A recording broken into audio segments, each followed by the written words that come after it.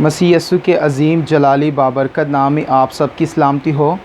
मैं हूं Elder Michael और आप देख रहे हैं मेरी मदद मेरा खुदा। आज हम ईमान के ताल्लुक़ से सीखेंगे, मेरा साथ दीजिएगा।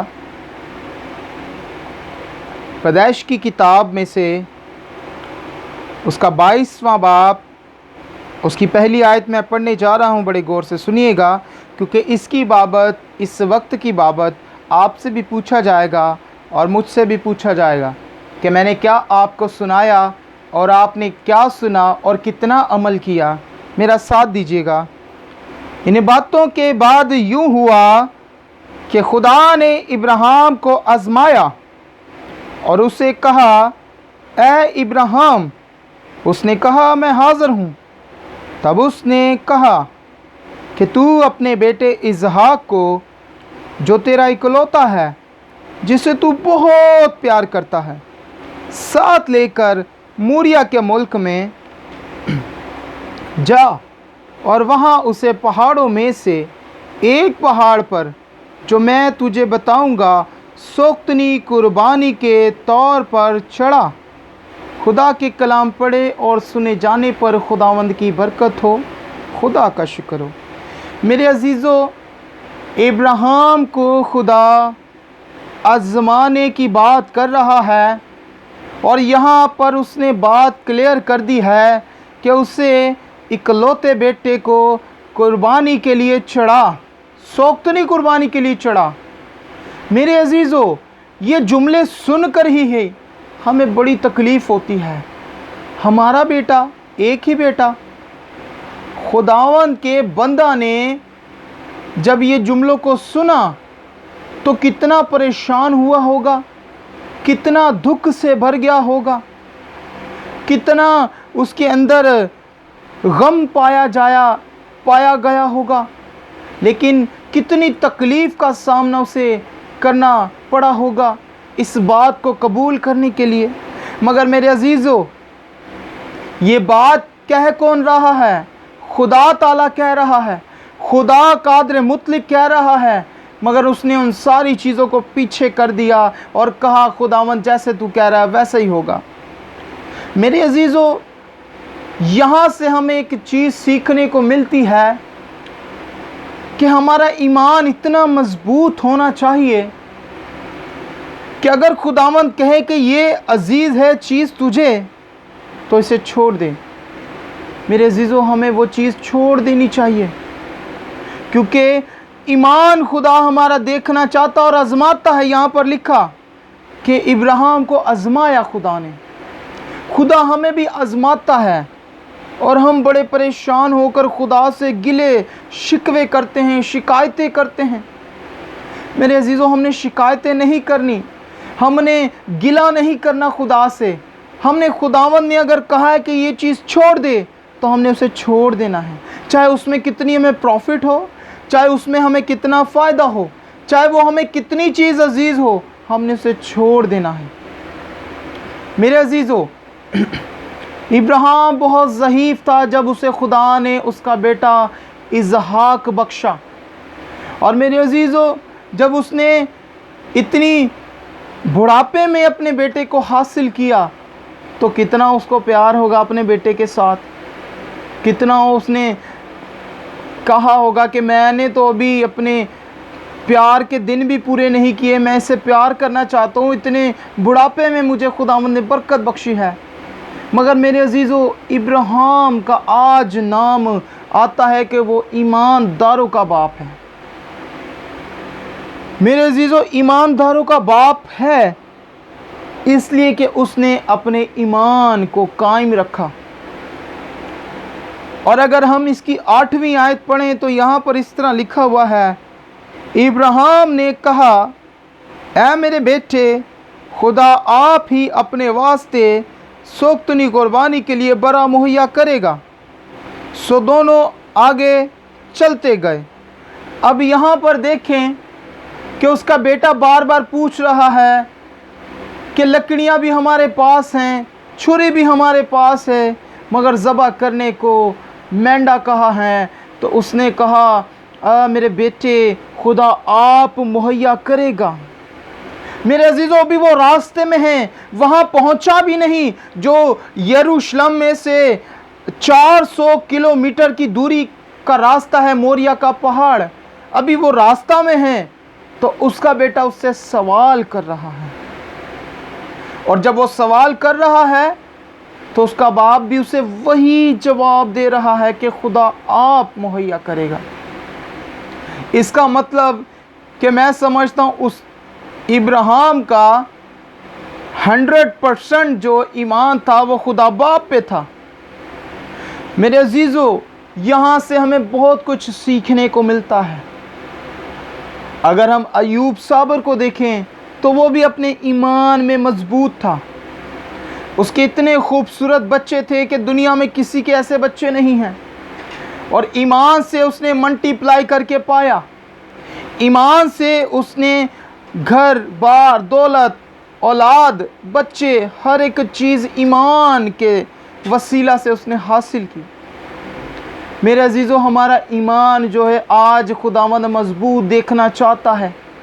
हमारे घर में अगर आटा है या नहीं है, हमने गलत काम नहीं करना बल्कि खुदा पर ईमान रखना है। हमारे पास कुछ भी खाने को ना हो, हमने गलत काम नहीं करना बल्कि खुदा बाप पर ईमान रखना है। हमारे घर में चाहे कुछ भी ना हो, हमने खुदा पर ईमान रखना है और सच्चाई पर कायम रहना है। और ये सच्चाई पर कायम था अयूब साबर भी, इब्राहिम भी अपनी सच्चाई में कायम था, ईमान में कायम था। मेरे अजीज़ों, आज भी खुदा कलाम में लिखा है, मसीह यसू कल और आज बल्कि अब तक यकसा है। खुदावंद यकसा खुदा है, वो कल भी नहीं बदला और आज भी वही कुदरत वाला खुदा है। मेरे अजीज़ों, हमने अपने ईमान में पुख्ता रहना है, मजबूत रहना है। अपने साथ अपने खुदा को रखें, यहोवा पाक खुदा को रखें, जो आपको गिरने नहीं देता, जो आपको ठेस नहीं लगने देता, जो आपको परेशानी में नहीं छोड़ता, जो आपको तंग दस्ती में नहीं छोड़ता, मुश्किलात में नहीं छोड़ता, मुसीबत में नहीं छोड़ता, दुख में नहीं छोड़ता, जिंदा है तो भी नहीं छोड़ रहा, मर गए तो भी कब्र में नहीं छोड़ता। ये खुदा है, यहोवा पाक खुदा है। हालेलुया! ये यहोवा पाक खुदा है जो आपको नहीं छोड़ता। मेरे अजीज़ों, वो बनीनो इंसान से बेहद प्यार करता है।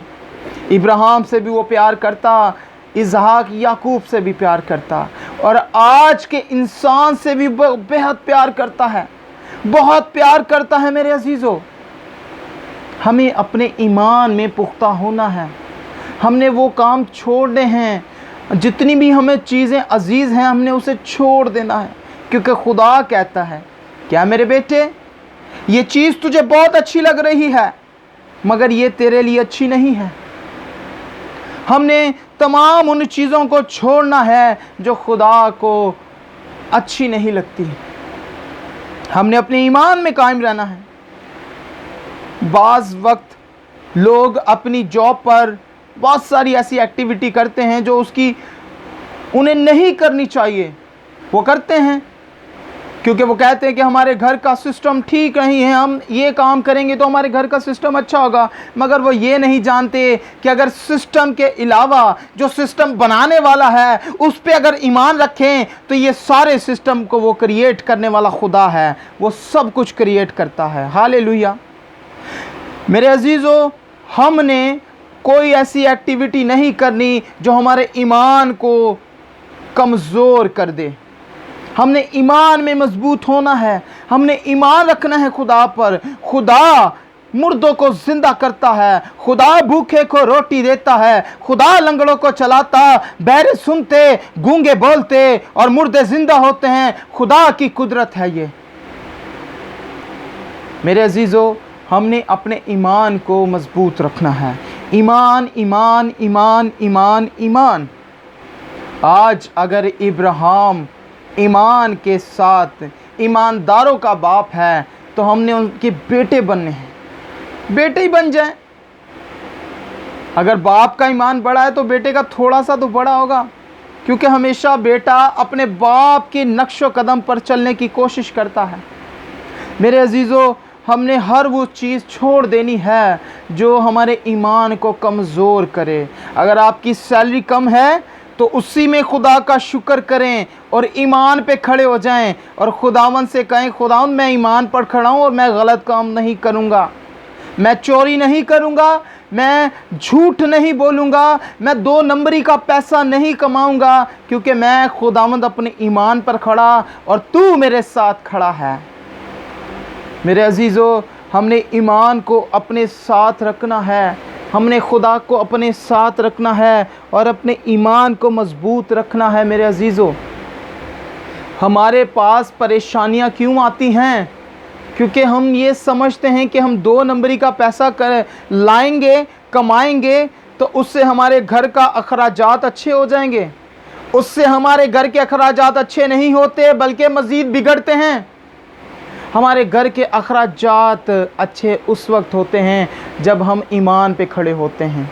फिर ना डॉक्टर के पास पैसा जाता है, ना कर्ज में जाता है, ना वक्त से पहले आपके घर में आटा ख़त्म होगा, ना राशन ख़त्म होगा, ना किचन का कोई सामान ख़त्म होगा, क्योंकि आप अपने ईमान पे खड़े हुए हैं। ईमान पे खड़े हो जाएं मेरे अजीज़ों, मेरे बहनों भाइयों, मसीह लोगों, ईमान पे खड़े हो जाओ। और फिर खुदावंद कलाम में कह रहा है कि मुझे आजमा के देखो, मैं तुम पर बरकतें बरसाता हूँ कि नहीं। मेरे अजीज़ों, जब खुदावंद इतना कह रहा है तो हमें चाहिए कि हम ईमान पर खड़े हो जाएं और अपने बाप पर यकीन करें, भरोसा करें। आप किसी से 100 रुपये की भी हेरा फेरी ना करें, 10 रुपये की भी मैं कहता हूँ ना हेरा फेरी करें। ईमान पे खड़े हो जाएं, ईमान पे खड़े हो जाएं, ईमान पे खड़े हो जाएं और खुदावंद आपकी मदद करेगा। मेरा ईमान है। खुदावंद आप सबको इस कलाम के वसीला से बरकत दे। आए हम दुआ करेंगे।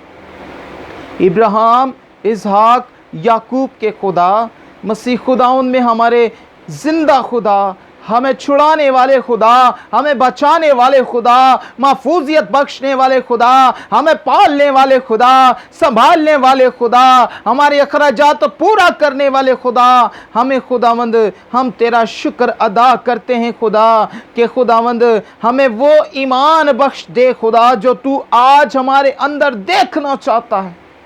खुदावंद हम अपने ईमान पर खड़े हो जाएं और मेरे बहन भाई मसीह जो इस पैगाम को देख रहे हैं वो भी अपने ईमान पर खड़े हो जाएं खुदा, अपने ईमान पर डटे रहें खुदा, और खुदावंद तुझे अपने साथ रखे खुदा, और खुदावंद तेरे साथ चलते रहें, लिपटे रहें, तेरी इबादत, तेरी प्रस्तुति करते रहें और तेरे कलाम को खुदा अपने दिल में रख लें और तेरी मर्जी के मुताबिक फल लाएं खुदा। 30 नहीं, 60 नहीं, बल्कि 100 गुना फल लाएं खुदा। खुदा उन तमाम लोगों के साथ हो जो सुन रहे हैं इस आवाज़ को, जो देख रहे हैं खुदा, जिन कानों तक ये आवाज़ जा रही है, तू उन्हें बरकत दे खुदा, उन्हें बरकत दे खुदा, उन्हें बरकत दे, सलामती दे और नजात दे खुदा। ये सब कुछ मांगते हैं तेरे प्यारे बेटे अपने खुदावंद यीशु मसीह के नाम से, आमीन। ऐ हमारे बाप, तू जो आसमान पर है, तेरा नाम पाक माना जाए, तेरी बादशाही आए, तेरी मर्ज़ी जैसी आसमान पर पूरी होती है ज़मीन पर भी हो। हमारे रोज़ की रोटी आज हमें दे, और जिस तरह हम अपनी कर्ज़दारों को मुआफ़ करते, तू हमारी कर्ज़ हमें मुआफ़ कर। हमें आजमाइश में न पड़ने दे, बल्कि बुराई से बचा, क्योंकि बादशाह, कुदरत, जलाल हमेशा तेरे हैं, आमीन। अब हमारे खुदावंद यीशु मसीह का फ़ज़ल, खुदा बाप की मोहब्बत, पाक रूह कुद्दूस की रफ़ाक़त और शराकत हम सब कौम बनी इसराइल और इस घराना के साथ, इन लोगों के साथ, देखने वालों के साथ, अब से लेकर अब्दुल्लाबाद हमेशा से हमेशा तो, आमीन। बाप और बेटे रूह कुद्दूस के नाम से, आमीन।